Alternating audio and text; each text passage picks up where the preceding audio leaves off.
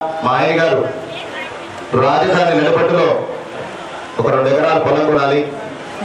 చక్కగా నాకు ఒక 100 పరికల్పయామి, పాద్యం సమర్పయామి, అర్ఘ్యం సమర్పయామి, ఆచమనం సమర్పయామి, పుష్పాన్ని సమర్పయామి, పుష్పై పూజయామి. పద్మా పద్మధరాయ నమః, పద్మాద్భవాయ నమః, ఓం నామదాయ నమః, ఓం శ్రీ నమాయ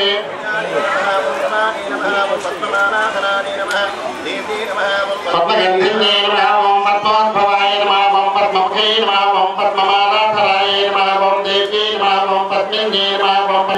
ప్రభాయ నమః, ఓం అగ్గిపాడ మండలం కోలబెల్లు గ్రామంలో వేచేసినటువంటి సుభద్ర సమేత పంచముఖ ఆంజనేయ స్వామి వారి యొక్క దేవాలయాన్ని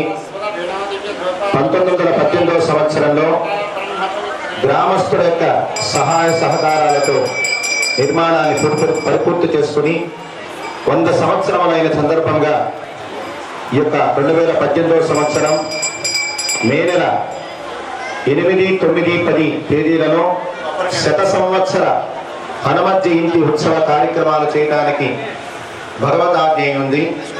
అటువంటి ఈ యొక్క శత సంవత్సర హనుమత్ జయంతి ఉత్సవ కార్యక్రమాలు 8వ తేదీ మంగళవారం నుండి 10వ తేదీ గురువారం వరకు కూడా త్రయాణిక దీక్షతో ఆగమోక్త విధానంగా జరిపించబడుతున్నాయి. ఈ యొక్క సుభద్ర సమేత పంచముఖ ఆంజనేయ స్వామి వారిని ఎవరైతే దర్శిస్తారో, స్వామికి ప్రదక్షిణ కార్యక్రమాలు పూర్తి చేస్తారో వారికి సంతానం లేని వారికి సంతానాన్ని, ఆరోగ్యవంతులకి ఆరోగ్యాన్ని, అలాగే ఉద్యోగ వ్యాపార స్థానాల్లో ఐశ్వర్యాన్ని ఆంజనేయ స్వామి కలిగిస్తూ భగవంతుడి యొక్క అనుగ్రహాన్ని భక్తులందరికీ కూడా పంచడం జరుగుతుంది. అలా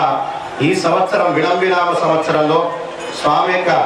ఉత్సవ కార్యక్రమాలు ప్రారంభం చేసుకుని మొదటి రోజు స్వామివారికి అష్టోత్తర శత కలశాభిషేకం, సాయంత్రం అంకురారోపణ, వాస్తు పూజ, వాస్తు హోమం, 9వ తేదీ ఉదయం ఆదిత్యాది నవగ్రహ ఆరాధన, నవగ్రహ హోమం, అనంతరం అష్టోత్తర హనుమాన్ చాలీసా పారాయణ కార్యక్రమం, సాయంత్రం సహస్రదీప ఆరాధన, సామూహిక సింధూర అర్చన, చతుర్వేద పారాయణ కార్యక్రమాలు ముగించుకుని